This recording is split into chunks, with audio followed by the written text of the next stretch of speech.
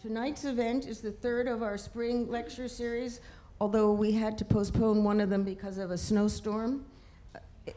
You see there are no flowers here, it's not springtime yet, really. And so we have postponed one, and hopefully we will make it up, if not this year and in the fall.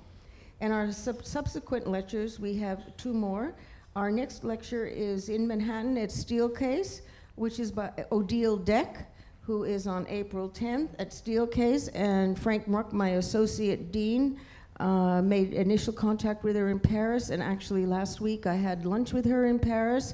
She is a really rather extraordinary architect that I really, actually after looking at her work, really respect. And she will be speaking for us in Manhattan. She's won major awards, and I think she's a far greater talent, but much more modest than Zaha Hadid. I hope all of you can make it. Those of you out here, we have a bus that's going into the city that will take you into Manhattan and bring you back. And Steelcase is a great place for our lecture series in Manhattan. The last lecture is on April 17th, and it will be by Michael Mass, and it is Mace, excuse me, and it will be at our 16 West 61st Street Auditorium.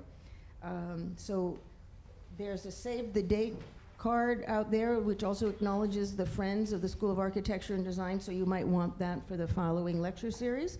I would like to thank Jennifer Mitchell, who's not in the room right now, but was signing you in. She's the School of Architecture and Design Special Events Coordinator. I would also like to thank, above all, the Friends of the School of Architecture and Design for sponsoring this event. They have been our great comrades in arms. It's a group of alum that formed themselves into a group because they wanted to give something back to this, can you hear me? Yeah. Something back to the school, and they have done an incredible job. They have really promoted us, supported our students, helped our students get to traveling programs, helped our students get scholarships, and we have to applaud all of them.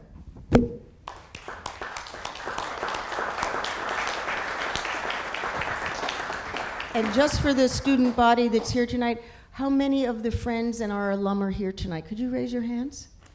Now, this is a great showing of the loyalty and what our school has given to these people in their successful careers, and certainly one day you'll be raising your hands in here. Now, I suppose before we begin, I would like to say that John Sorrenti, one of our friends, esteemed architect, called me up, or I somehow got notified that he wanted to bring this young couple here to make a lecture. He had heard them and was very impressed. And I said, oh, that's great. And then he told me their names, and they're Joyce Hsiang and Bimal Mendis. Bimal. I never get it right. I say Bimal. What do you say? Bimal. He says Bimal. I say Bimal.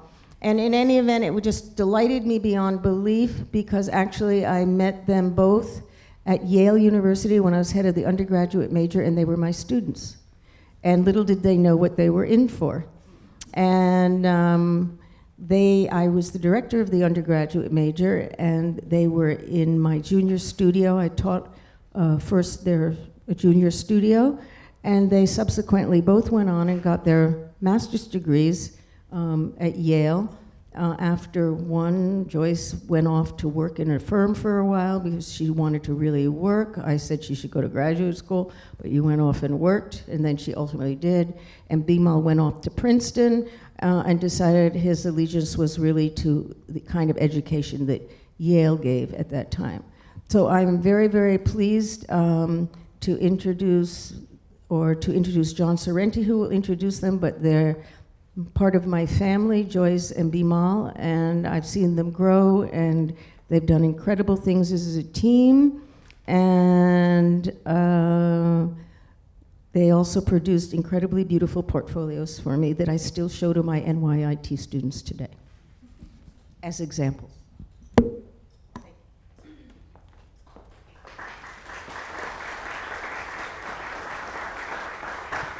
Thank you, Judy. And you can see all those who have had Judy as a mentor, a professor, etc., the success that you can be with Joyce and Bimal. So I encourage you to listen closely tonight, because I know you'll gain a lot out of it. I need my glasses to see this. Joyce Hsiang is founder and principal of Plan B Architecture and Urbanism, a design and research practice based in New Haven. Plan B's work ranges from buildings to parks, urban plans, and research. Joyce has been on the faculty at the Yale School of Architecture since 2008, where she teaches undergraduate and graduate design drawing studios. She has also taught seminars on urbanism and the future cities of Wesleyan and Yale College. Prior to starting Plan B, Joyce was a project manager of the Office of the Metropolitan Architecture in Rotterdam and Pelly Clark Pelly in New Haven. She's received her BA and Masters of Architecture from Yale University. Her research on urban development has been featured in diverse forums, including the Australian Broadcasting Corporation radio programs, Future Tense, Atlantic Cities, Time Plus Architecture, Bracket, and the Copenhagen Urban Futures Forum. She has published articles on indexing sustainability, new planning practices for the Maldives, and the rapid urbanization of Riyadh. Bimal Mendis is the Assistant Dean, Director of Undergraduate Studies, and Assistant Professor Adjunct at the Yale University School of Architecture. He conducts research on urbanism and sustainable development. Prior to joining the faculty at Yale, Mr. Mendis worked at the Office of Metropolitan Architecture in Rotterdam and Pelly and Clark Pelly Architects in New Haven, where he led numerous large-scale international projects, including the design of the National Library and Education Center in Doha, Qatar. Mr. Mendis received a BA and Masters of Architecture from Yale University.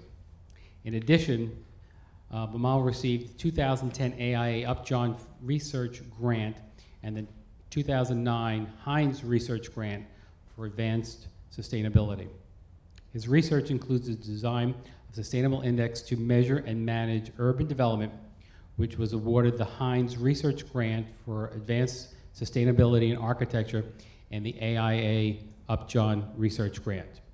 Joyce has been invited to exhibit at the 2011 Gendu Architecture Biennale, where Joyce and Bimal worked on the 2011 Eye on Earth Summit in Abu Dhabi, and on the 2013 Hong Kong Shenzhen Biennale.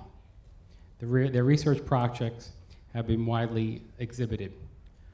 Projects for both Joyce and Bimal include a children's library in Mozambique, in addition to the award-winning design projects including for the Tidal Park in Buzzards Bay, US, and the 2011 Modern Atlanta Prize for the Ecological Master Plan in South Korea.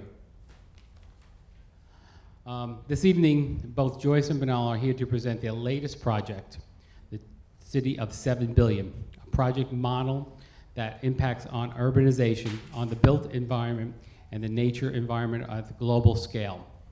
This has been awarded to them by the prestigious College of Fellows, which Judy has become a member last year, the American Institute of Architects.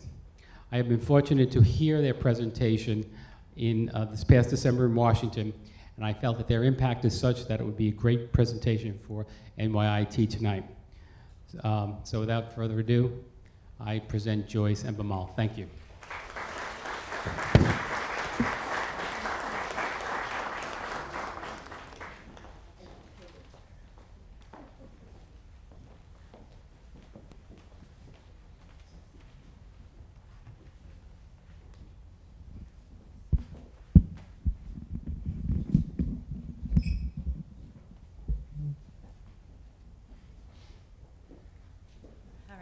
Good evening. Thank you for the opportunity to present our ongoing Latrobe research project, the City of 7 Billion.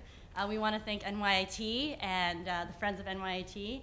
And we'd like to, is this working? Is that fine? We'd like to thank Judy DeMaio in particular for her years of generous mentorship for us.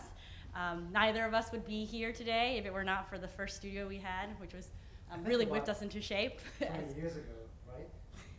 And Judy was very fierce, which we should probably add.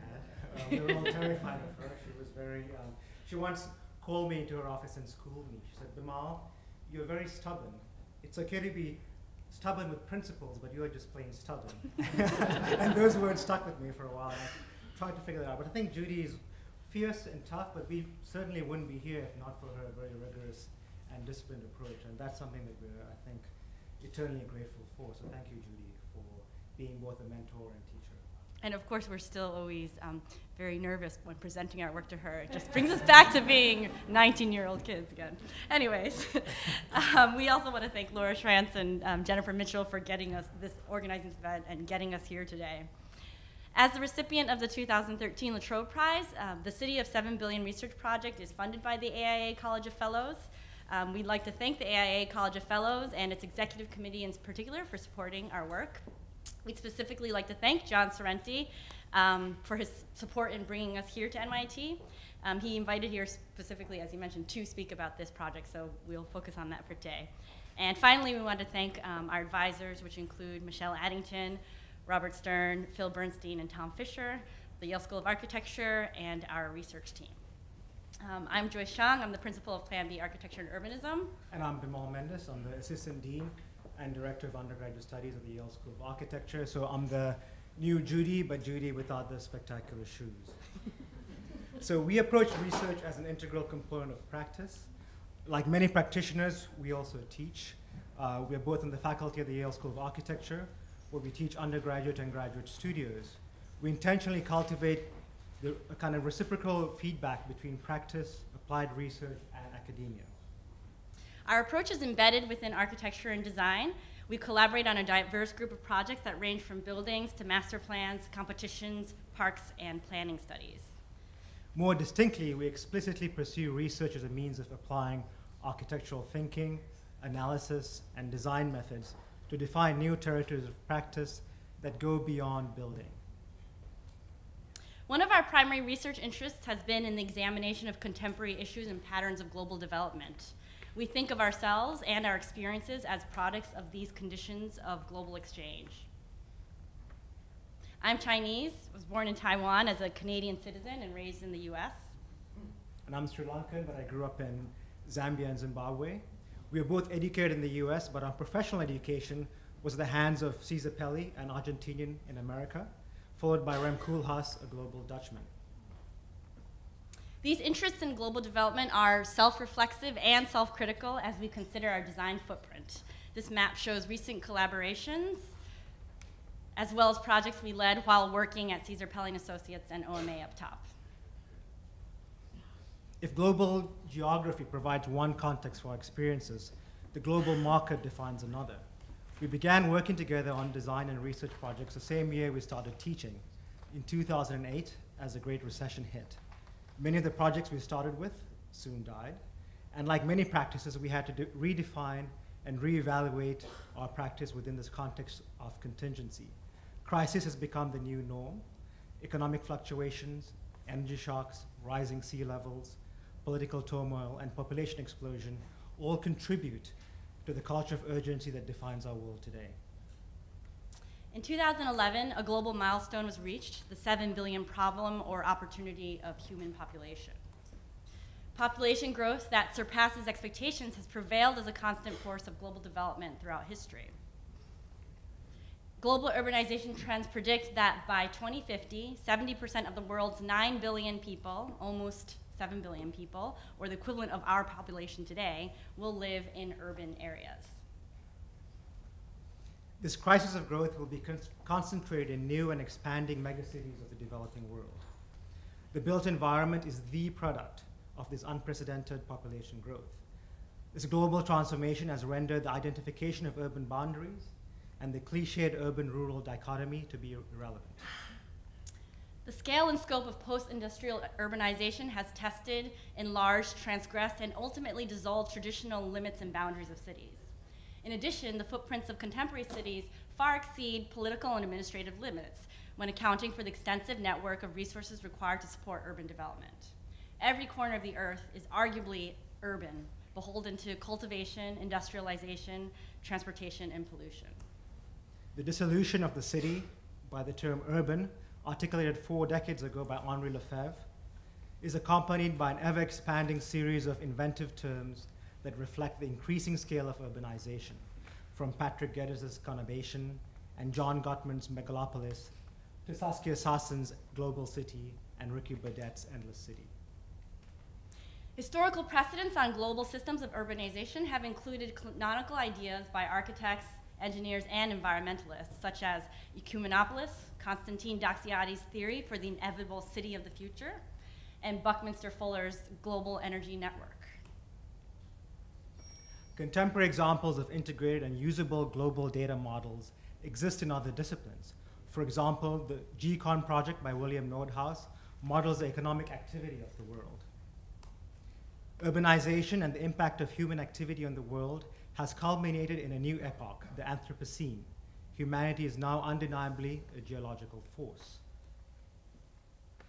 While there are historical and ideological precedents for the global impact of urbanization, a synthetic model of the Anthropocene world does not exist.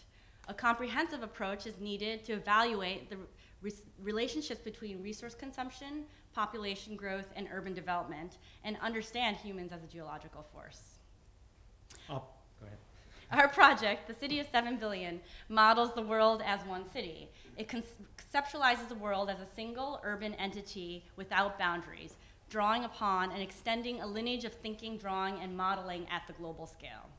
It is no longer adequate to approach global problems through fragmentary analyses, nor to consider the city within its conventional limits. A global problem demands a global approach. The world has become the most important design problem of our time, and the city is a medium to address this problem. Rather than distinguishing between ambiguous dichotomies of urban or rural, developed or undeveloped, this research project projects global population and development as a complex network of exchanges, flows, and interconnected systems. Using the world as one unit of analysis liberates us to think big about our collective future. What follows is our ongoing investigation of humanity's impact on the world. It is a tracking and modeling of urbanization as a geological force throughout its history, and actors, land use, data, networks, and projection systems. This timeline of development traces the interplay between people and resources, focusing on the critical period of post-war development until today. This is the period where environmental issues came to light, political lines were redrawn, alliances between nations formed, population growth accelerated, technological innovations, and space exploration changed our understanding of the Earth. The history of urbanization is a history of cause and effect. Events, trends, natural and man-made crises, publications, and the products of human culture, policies, agencies, and protocols of control, innovations in construction all converge in this unprecedented scales and systems in this period from 1950 to the present. So shown here in isolation is the emergence and proliferation of global development organizations through time. It illuminates the sequential emergence and interest in social, economic, and more recently, environmental issues. The growing number of agencies, institutions, and alliances that monitor and control human development, such as the Group of Seven, known as the G7, or the G7+5, the G8, the G15, the G20, and now even the G77, mirror the competing agendas of politics and power. It has left a fragmented authorship and a crisis of responsibility in its wake. This proliferation of agencies has also led to an exponential increase of indicators and measures that track urbanization and its effects. We looked at what these organizations were measuring and analyzed over 1,000 indicators of urbanization and development. This revealed differences in vision and strategy for assessment. Existing measures are highly variable, reflecting the specific objectives of their authors or scale of development. For example, the difference in categories and issues relevant to city scale versus national scale indexes. At the city scale, air quality, housing, and transport are the most commonly measured factors, whereas at the national scale, measures relating to water are most common, followed by air quality as well as agriculture. So one conclusion was the need for synthesis. Rather than adding to the abundance of existing indexes and measures, we put forward a strategy of comparing multiple indexes as a comprehensive and synthetic approach. For example, this is an index of national scale indexes, a super index, if you will. This super index helps evaluate how individual countries perform collectively and relative to each other. We synthesized 4 existing indexes of development: the Gini coefficient, the purchasing power parity, which is a gross domestic product per person, the Human Development Index, and the Environmental Sustainability Index. These established national indexes quantify abstract issues of equity, economy, social development, and environment, respectively. Instead of coming up with a new index or total value for each country, we compared the relative ranking of each country. So zooming in. Each line is a country showing its ranking. And comparing across, you can start to understand how a country performs on something like sustainability, which is typically defined through those parameters of social, economic, environmental, and financial measures by that kind of relative comparison. So this comparison highlights each country's varying degrees of relative performance and how they oscillate across the different categories. Regional trends become obvious. Western Europe, for example, shown here, is generally high performing in all 3 categories, with most fluctuations in environmental performance. Now, Africa is lower performing, although trends higher in environment. South America, for example, perform better environmentally, almost universally, despite economic and social circumstances. And the Middle East, as we see, is the opposite. Countries perform worse environmentally despite or because of their economic circumstances. We also began to see and establish new groupings of countries based upon similarities in performance across categories. New peer groups are created. For example, who we called the good are countries that perform well environmentally despite lower economic performance, such as Brazil. The so-called bad countries that perform terribly environmentally despite high economic means. South Korea is an example of this. And these varying conditions then point to case studies for further analysis. But one of the primary questions is, how do you translate these metrics, abstract data, and relationships into geographic space? The need to spatialize these indicators and metrics in space, understand where they are in space, was a kind of primary conclusion of some of these first aspects of our research. The immaterial histories and information must be confronted with the undeniable materiality and space of the Earth as a physical sphere.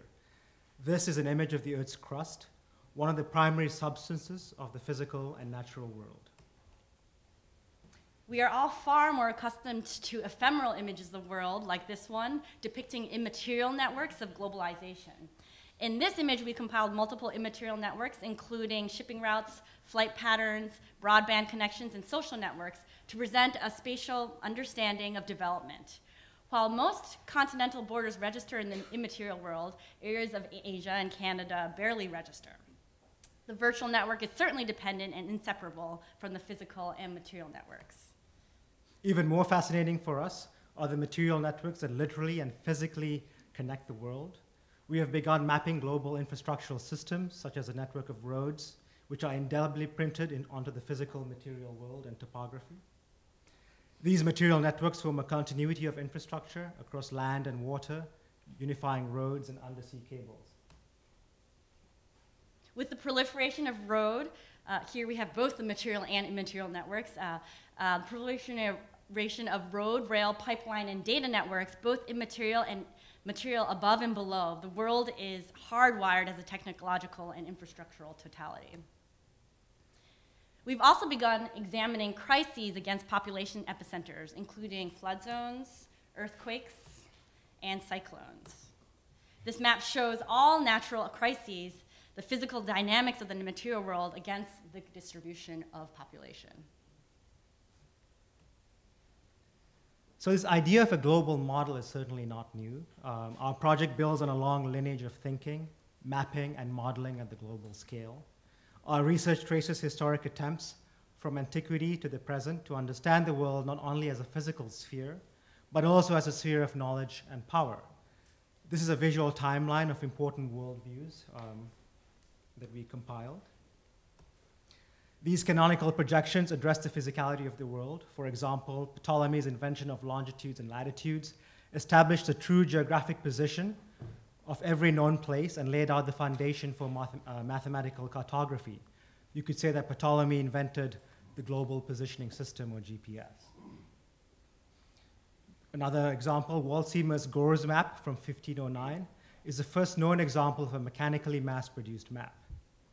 Bernard Cahill, an architect, developed his own world map in 1909 by triangulating the volume of a sphere. The unfolded map represented all the continents as one continuous landmass, with the exception of Antarctica. Bucky Fuller further kind of built on Cahill's logic by flattening the surface of the Earth into reconfigurable triangles in 1943. His Dymaxion map does not privilege orientation and visualizes the continents as one continuous landmass, a unified picture of humanity. In contrast, medieval mappa mundi were revolutionary in their representational desires and realization that the world was more than just a physical entity. These representations of the world were motivated by a desire to illustrate the relationship between the physical and immaterial world. They drew together theology, science, and history into a single synthetic work, offering the map as a narrative of humanity. This medieval mappa mundi by Fra Mauro, a monk and cartographer working in Venice, is oriented to the south in Arabic fashion. One of the many revolutionary concepts of the map is the fact that Africa is drawn as a freestanding continent and the Indian Ocean as an open sea. Maps are also used to exert control and codify power. The orange cadastral map from the early Roman Empire illustrates the control of territory and geographical area. These cadastral maps illustrated property and governmental boundaries, but not precise geographical and topographical features. Peutinger's medieval map of Rome, copied from an earlier Roman work, probably drawn around 335, is the oldest road map in the world. It is 20 feet long and 1 foot wide and shows major roads of the Roman Empire. The imperial road network was built to move Roman legions across the empire, but also served Roman officials, the postal service, and later Christian pilgrims. You could call it one of the first global infrastructural maps. Similarly, controlling the sea became of paramount importance to power. In 1569, Gerardus Mercator developed his famous nautical chart and projection system. His world map was designed specifically for navigation, maritime navigation, not for land areas, which is what we see it most often used for today, ultimately becoming the most widely used world projection by the 19th century. The Renaissance was not only a period of scientific discoveries, but it was a time of colonization, imperialism, and nautical expeditions. Navigation unified the world for commercialization. For Thomas Friedman, this was the first era of globalization. And for Sloterdijk, it's a second era of globalization. Exactly. Richard Harrison maps for Fortune magazine in 1944 illustrated a new global strategy defined and unified by conflict. Harrison was dissatisfied with traditional cartographic techniques and advocated for a flexible view of geography. His objective was to illustrate World War II as a global conflict fought in a new age defined by the airplane. And Harrison's depictions of the world were often perspectival, from the vantage point of the crosshairs of an aircraft bomber on a mission to destroy enemy infrastructure hovering at the threshold of the atmosphere. Richard Harrison was also an architect as well, so it's interesting to then see these images which are sort of perspectival or stereographic views of the world. A world map is by default a master plan for the city of 7 billion. As reflected by the historic survey, there is no such thing as an objective map of the world, and like a design for a city, or a master plan, it reflects the subjective and projective view of the author and the spatial content. Following the historical survey of global models and thinking, we reviewed technical projection systems, methods of defining boundaries, scales, and mapping through historic and contemporary precedents. Global projection systems embody the challenge of transforming the spherical surface of the Earth onto a flat, two-dimensional surface, a very spatial and geometric problem. As a consequence, projection techniques privilege different properties that can be mapped on the surface of the Earth. These include oppositional properties of area, distance, scale, bearing, shape, and direction. Every map is essentially a compromise between these properties, privileging one aspect, such as area, at the expense of another, such as shape. Projection systems are a way of rationalizing space and objectifying it for consumption. They are as much physical ideations as they are geometric interpretations of the Earth. Most importantly, we examine the conceptual underpinnings of multiple projection systems and briefly trace the evolution of flattening techniques used in the transformation of the three-dimensional surface of the Earth onto a flat plane.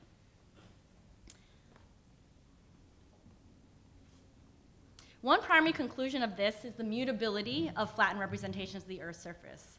We find the best approach is actually very architectural in conception, not to choose one projection system or another, but to flexibly apply multiple projection systems.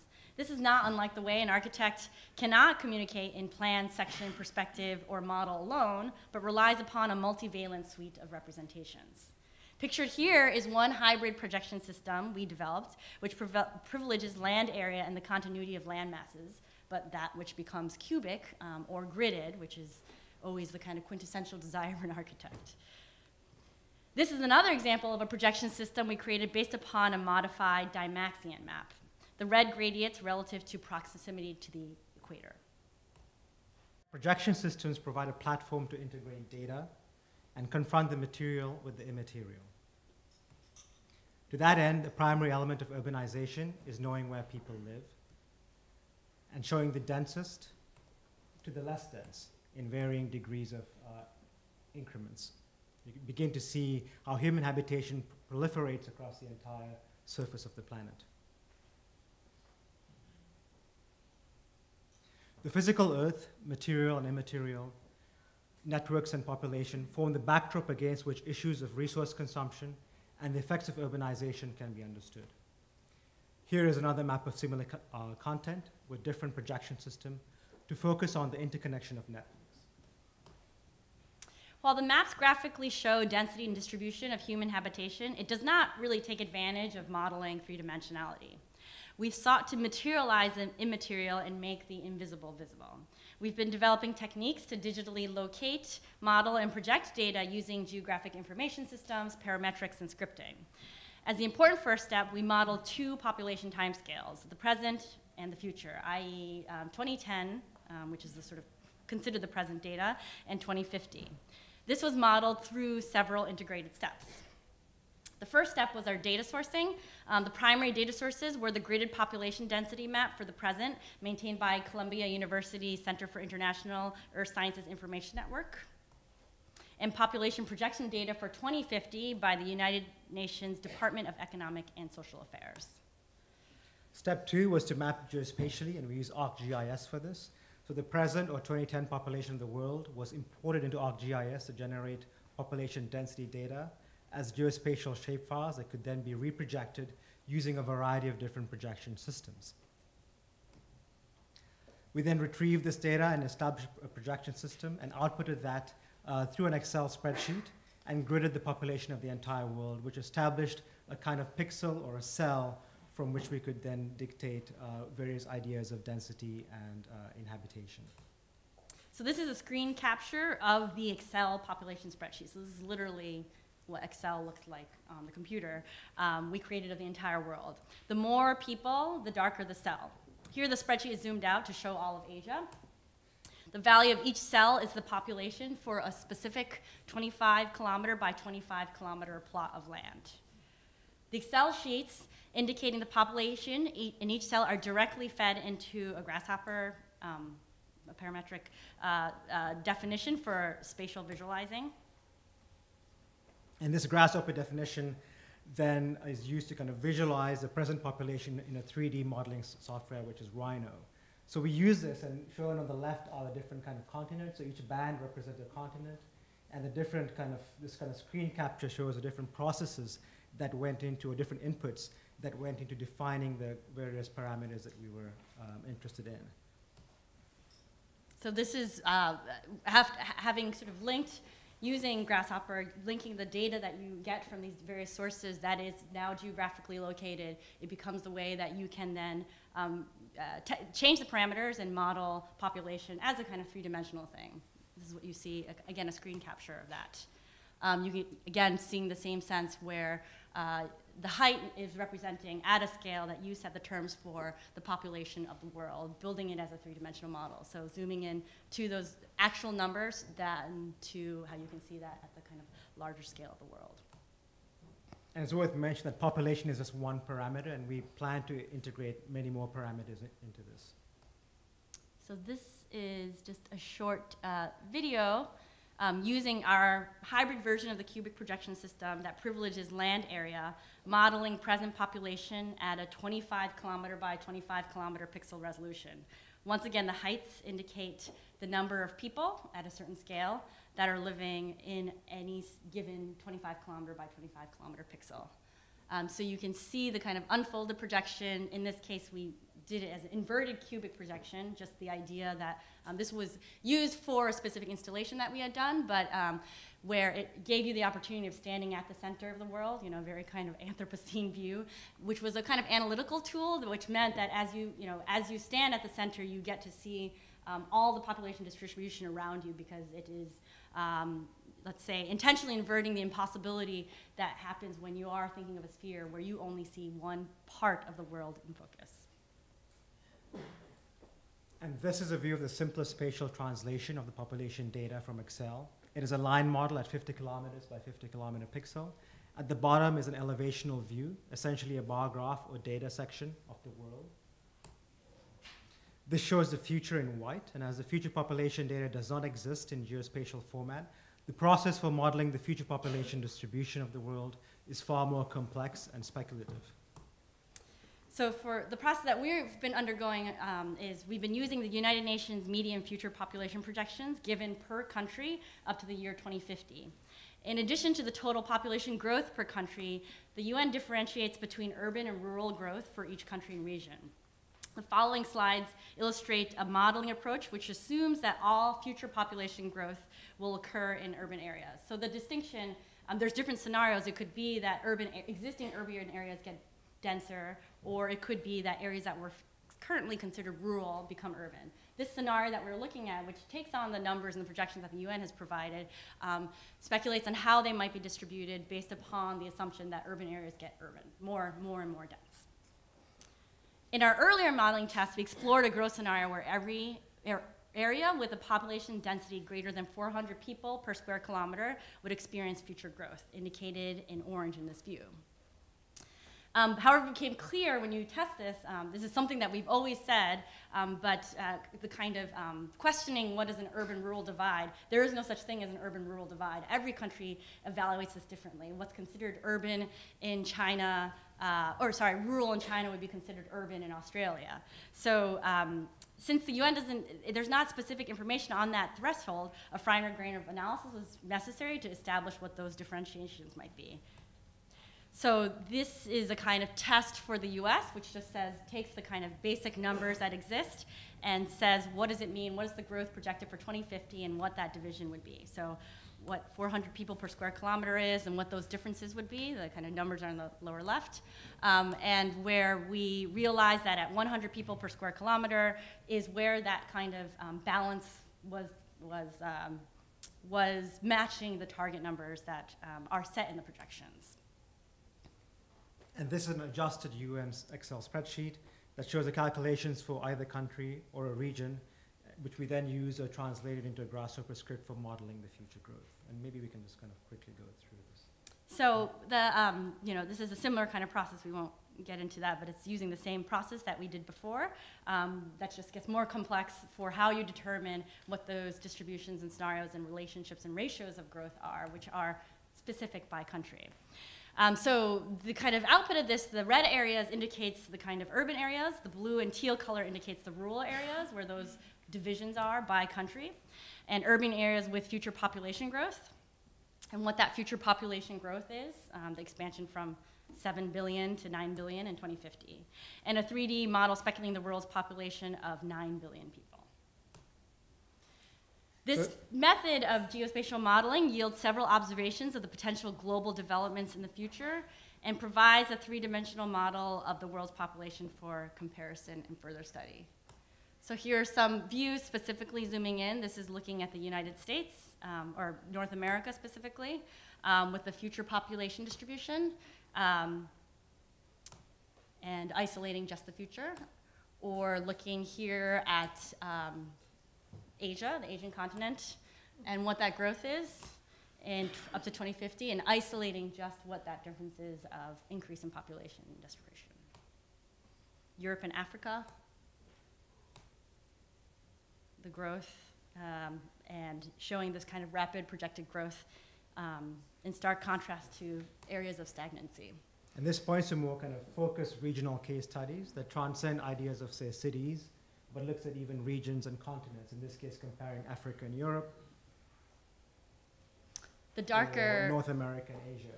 the darker areas show what that difference and increase would be. So you can see also at the upper, the bar graphs then show what the percentage 2050 is in dark, and in the lighter is the present. And you see what sort of the relationship is to the total population, 9.3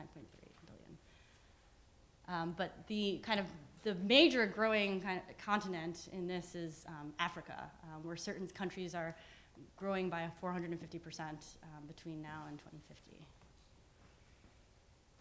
And you see Oceania, or Australia, and New Zealand. And this kind of culminates in our drawing, which is a kind of world axon that we like to play on traditional architectural conventions, showing the different kinds of population distribution and density throughout the entire world.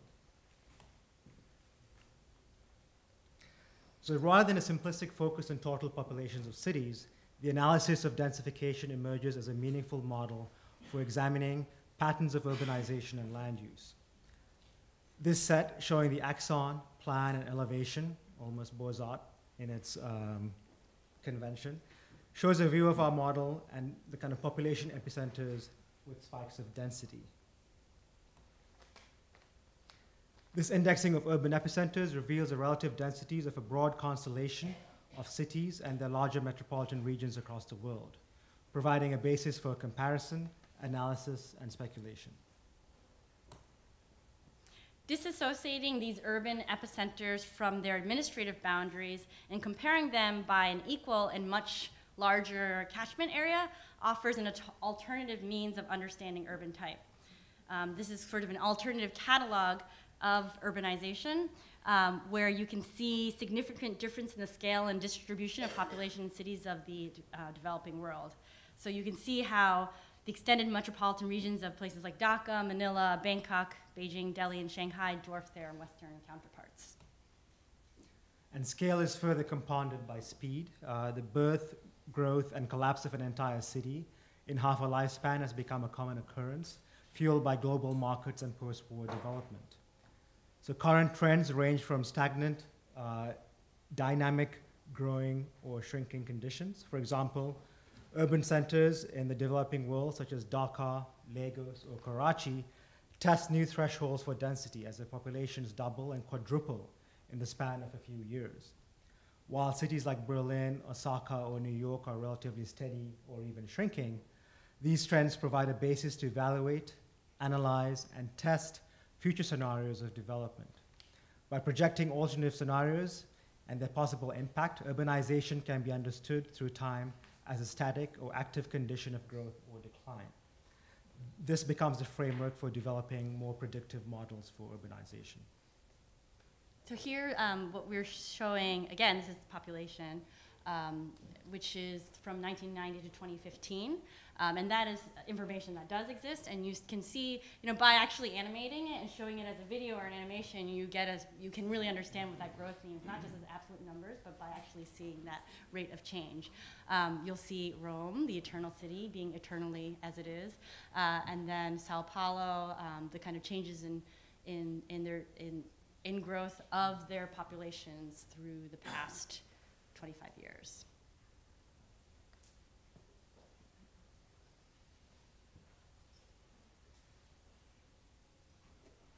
So while the sheer density of developing cities in the absence of sufficient infrastructure can lead to collapse, they also provide hope for the future, as arguments to supersize cities for sustainable development have resurfaced.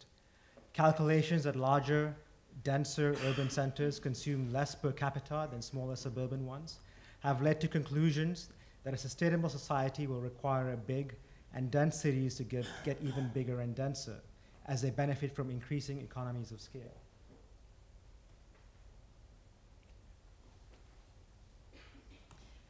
So here we are looking then specifically, again, using the same, the comparison of what those epicenters are. So this isolates the future growth for those specific epicenters.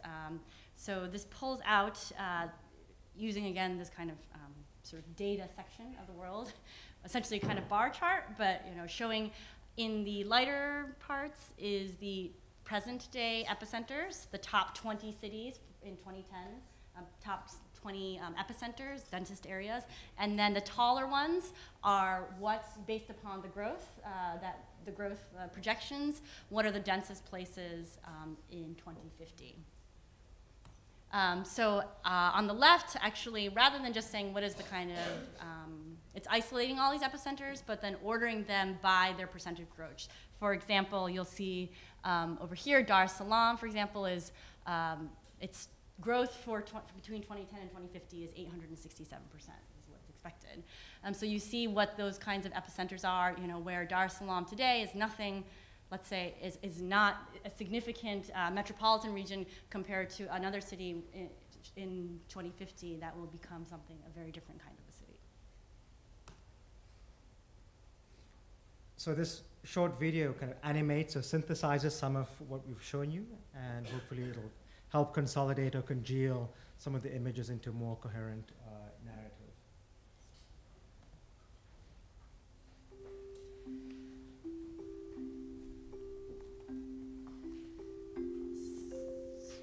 So in this, we are looking again at sort of the question of the material and immaterial networks. You're seeing the undersea water cables against kind of similar to a fuller projection. The lighter areas shows the EEZ boundaries. Again, as we know, something that we've also been looking at, which we didn't get into detail today, is the how even the kind of land-water divide, or that boundary, is a very fluid boundary, not only because of landfill and changes along the coast.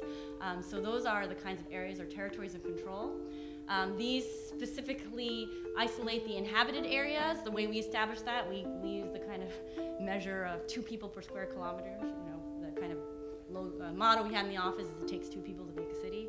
And what those areas are. You can see the kind of density of the population, and looking then at what those questions of territories are, specifically. Which leads to kind of confrontation and contestation, especially when you see economic zones and uncharted zones that are beyond the EEZ, which is essentially a few hundred square miles off of a country's national boundary, become areas where countries can challenge for natural resources and political gain. This segues into how one reprojection system that we use the world. You can see, again, using sort of the Ptolemaic longitudes and latitudes becomes an easy way to understand how that distortion is, something that is almost like a duospheric representation, which is quite typical, but again, showing that change in density for present day, from how many people there are per square kilometer until those isolated epicenters that are greater than 2,000 people per square kilometer. So we see here present and future population epicenters. These are the present day ones. And then you can see these are the present population epicenters, and then the future population epicenters in 2050.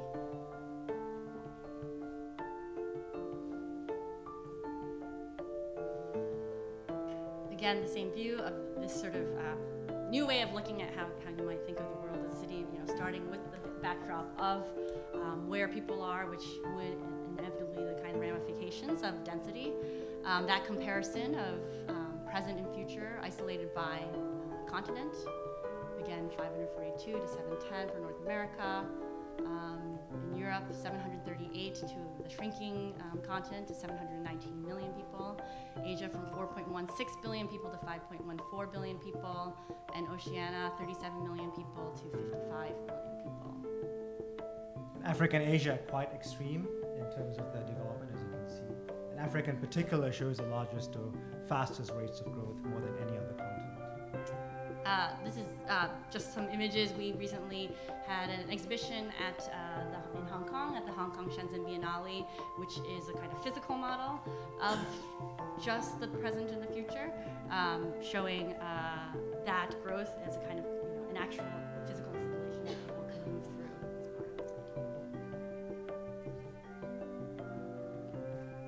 So in conclusion, I think part of our research focuses on this idea that we are in a new epoch, the kind of the age of man, so to speak, and where for the first time, I think, in humanity, we impact on our environment in a way that we create unchangeable or undeniably kind of strong repercussions. So that kind of establishes the framework for, I think, how we position our project, which is a city of 7 billion, as something that requires an integrated, holistic model that we as architects can begin to impact on and study.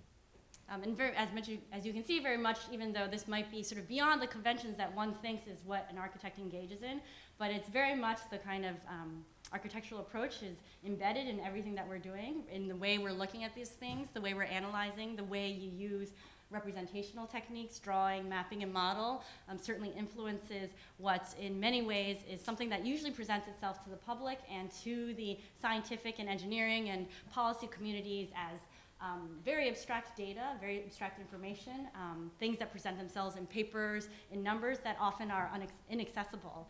So at a very basic level, it is, like we said, making the invisible visible. So it is something that could be understood and then becomes a platform by which further investigation and other kinds of policymakers or people who are engaged in these kinds of issues or at the level of an individual architect can engage and understand their relationship to larger questions of global change. As we noted, this is, again, a research project in process, so we are at the kind of halfway point, so you guys are catching us at a kind of middle, at the kind of framework of this, which will continue to be developed in the coming year and start to integrate more of these issues, more aspects about resource consumption and the impact on the natural world. Thank you very much.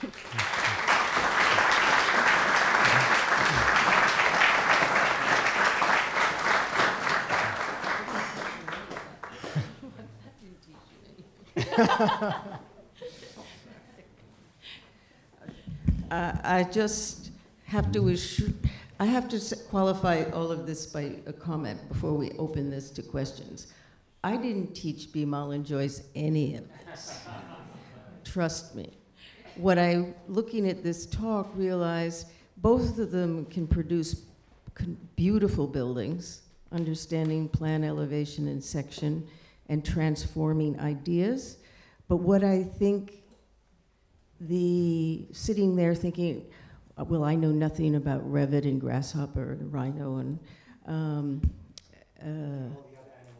I like all the animals that are out there in Africa, but in any event, I think what they can take from the studios that I have taught them is rigor, discipline, focus, and ordering. And how you put something together is a holistic thing.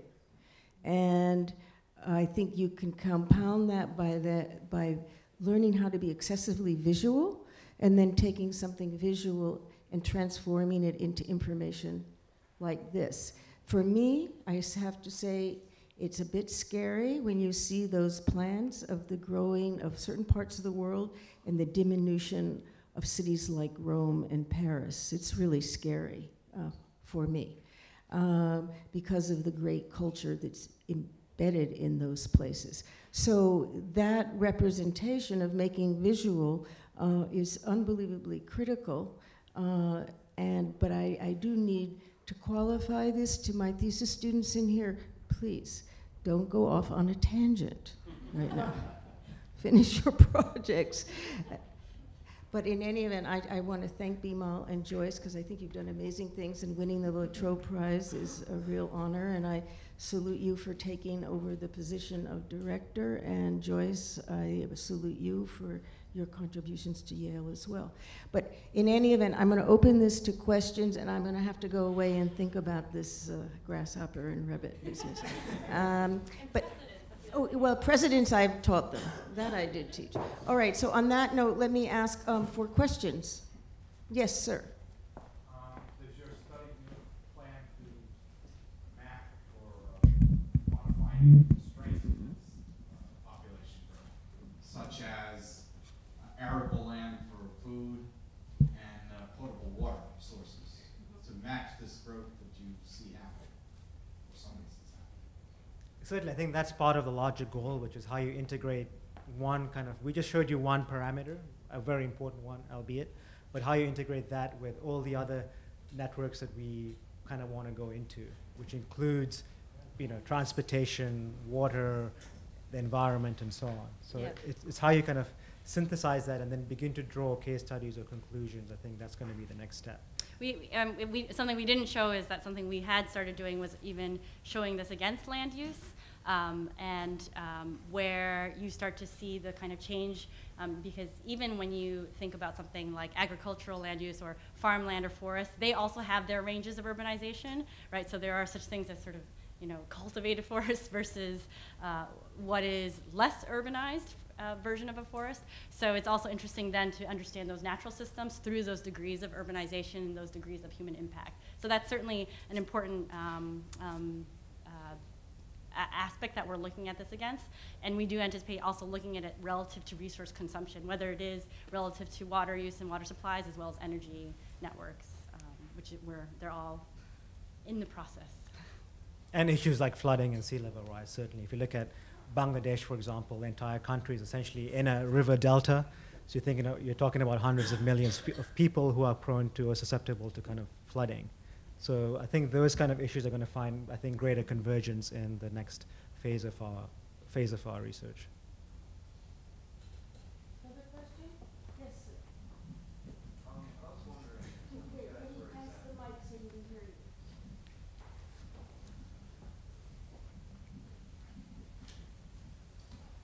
I was wondering if, when we were looking at the UN data for how population was going to grow, if you looked much into why certain areas were going to see so much growth.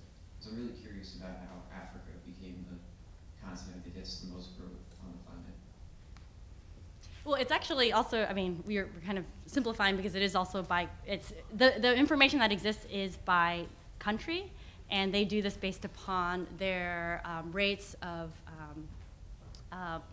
birth and like population pyramids, and it is I think part of it also has to do with a lot of the growth spurts that occurred in other countries happened post-industrial revolution, and that is where a lot of the kind of increases in population have occurred in the past in Europe or in America, but that is something that is coming. Industrialization and sort of modernization of cities and infrastructure is something that is newer in many of the countries in Africa, which then inevitably leads to increased health and increased resources, increases in population there. Very simple. And it's kind of a good case point in terms of, for you, thinking about what the kind of next continent or the next realm of development is going to be. I think Africa is going to be a region to kind of look towards in a similar vein to where I guess Asia was for us for the last 15 or 20 years.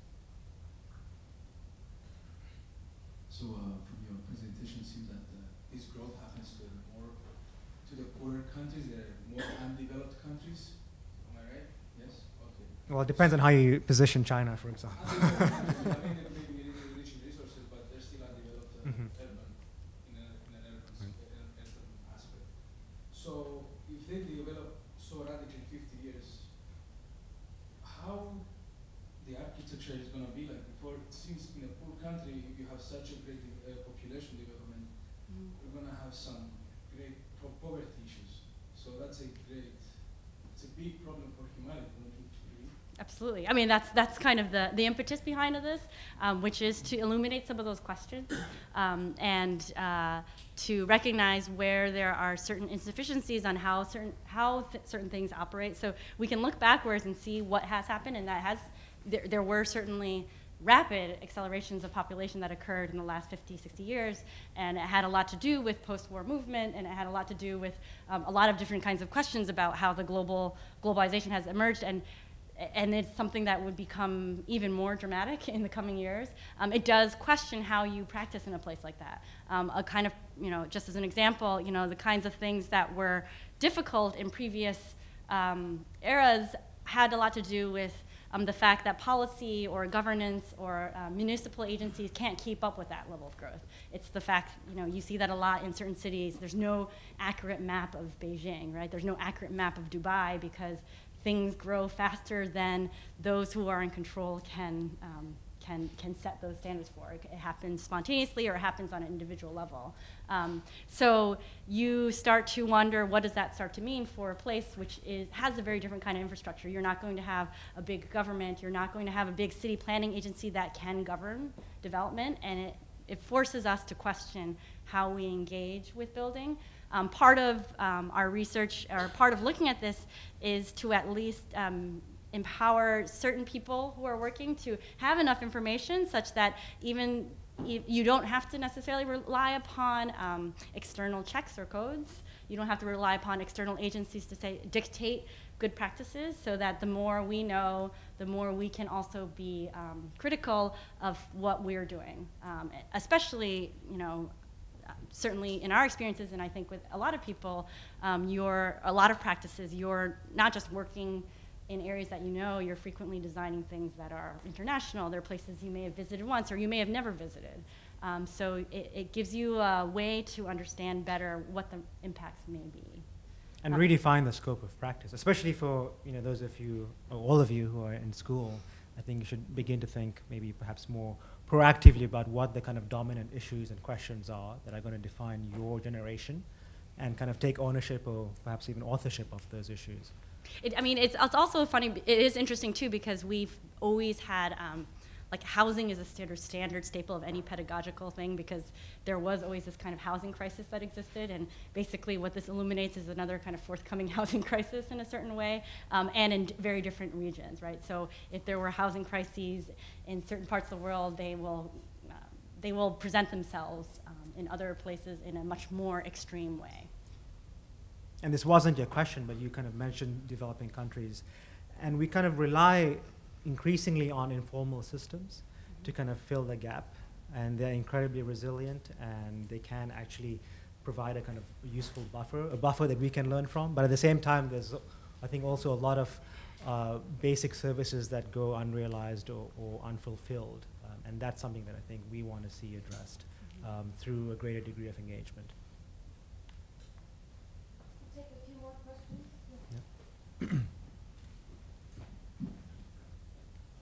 One of the main things I got from the lecture was the view of globalization more as an opportunity than a problem.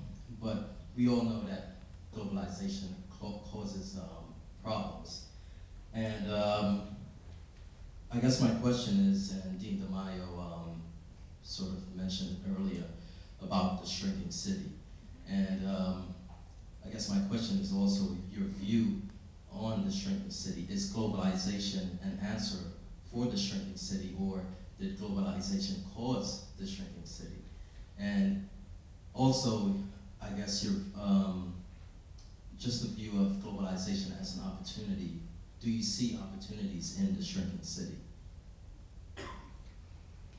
Well, I think the two go hand in hand. I think Kela Easterling, who's a writer and urbanist and theorist and also professor at Yale, has a book coming out on subtraction, and how in the next generation or the next era, I think architects will have to build and subtract as part of that kind of trade, and that I think goes hand in hand with what you were just asking. But globalization, I think, goes back much further in time than the present or contemporary culture. It certainly goes back to Mercator and the kind of Renaissance, when the sea became the kind of vast territory that got commercialized, and that's how countries began to connect. But I think it even goes further back than that. So globalization, I think, is, to a certain degree, you could say it's a kind of human trait that we kind of somehow, that's coded in our DNA, and we are increasingly becoming more and more perhaps globalized. And there's certainly nothing maybe wrong in that, but we have to adapt to that, and maybe thinking about subtraction, thinking about what is left behind in the wake of that development, whether it's subtraction or addition, is something that becomes part of the tool of the architectural trade. I mean, but I think maybe the primary thing we want to get at is how one has to be very nimble about how one thinks of the city and what that city means, and whether it is a kind of subtractive problem or a massive growth problem, and seeing that as the real opportunity, which is very different than an attitude, even say, how many ever decades ago where people still question the issue of sprawl, but we're also now talking about something which is still a kind of question of how you cities move outward, but there also is another kind of question of what it means to densify and versus to subtract. So it's really looking at the city as the opportunity for us. That was an excellent question. It has many more dimensions that we've answered. Mm-hmm. I'm going to ask one more question, but it would be for me, is this the diminution of Western Europe, or the generation of Rome, Paris, London? I'm not, you have to answer that. Can we have another question on this side, please? Hi, so I'm wondering if you've inquired into that absolute high density module from your spreadsheet all around the world on the city level, maybe some factors that are really surrounding that high number. So maybe there's certain forces that have standardized the growth in that very specific module, as opposed to the other ones surrounding it. Okay. There's a technical answer to that question, and there's there's in terms of like that, the way you develop those kinds of models, inevitably, even the kind of question of data is really subjective. Like, there is no such thing as the right numbers to use. When we kind of embarked on this, we thought, oh, really easy. Like, everybody knows, have a kind of version of census, and that on its own, just getting consistent data sources and what the level of resolution is a kind of significant thing on its own, a challenge on its own. So, we kind of present it in the really smooth, easy way, like, here it is, ta-da, but it's actually, like 10 different sources that you then go and you do certain things that are automated, and there's a lot of manual checks, like, we went through and we're like, where's Riyadh? Where's Riyadh? Riyadh doesn't exist because Saudi Arabia does their population through these 3 regional countries. So Riyadh is sort of, was completely flat. So you're going through these different things to kind of check and give as much information to that. That said, I think it is a good question, which is what causes those kinds of spikes of density, and you start to wonder how certain things grow significantly or rapidly, and it's hard to identify. I guess that's one of the kind of primary questions that we are looking at, which is how you start to understand and look at those in a very different way. When we tend to talk about cities, we look at cities, we say like, oh, let's look at Shanghai, let's look at Mumbai, and we see them relative to their own municipal boundaries. But part of what we want to be able to do is to exactly compare things that are not done because it's, say, Asia or South America, but just to isolate them for their pure metrics and start to understand them through those conditions, so it no longer becomes it can balance between the very local and very specific information and also offer sort of larger insights about what those are. And that's actually where we're going next, I think, is to try and identify those extreme conditions, whether they're the tallest spikes or the fastest growth rates. Like, no one talks about Kampala, but it looks like it's going to be where things are going to happen in the next 40 years or so. So part of this exercise was to try and identify different kinds of case studies, not just the kind of 5 or 10 generic cities that everyone kind of throws out when you do a kind of case study, but look at regions, look at context, look at anomalies, and then from that extract what are the kinds of things we're going to look at in the next phase of resolution or increment of resolution. The whole goal is also that we hope that this offers ways for other people to engage in it. We've certainly found, through other colleagues or people in other institutions or other branches who then use this as a base network that then, for example, they can look specifically at Toronto and they can see it within the kind of larger research. So for us, it would be naive for us to think that we would be doing this on our own. Part of it is setting up something that engages everybody else to also see something in the light and actually be able to look at it and target it with the amount of expertise and local knowledge that they might have. Well, we'll take one more question because he's in the front way looking at me. It's an easy question. What what landlocked city has a high population density that you found in your research that's not on, like, say, train route? Wait, what was Like, which city has a high population that's landlocked? Oh, landlocked, A- high population. A lot of the African cities, like in Uganda, for example, Kampala, for example, are landlocked. Moscow is landlocked. There's a lot of Chinese. And with a follow-up, how organized is that urban landscape? Varies from. It Like, varies is there- from region to you mentioned region. Africa. Is there like any control, like any, which is like on purpose?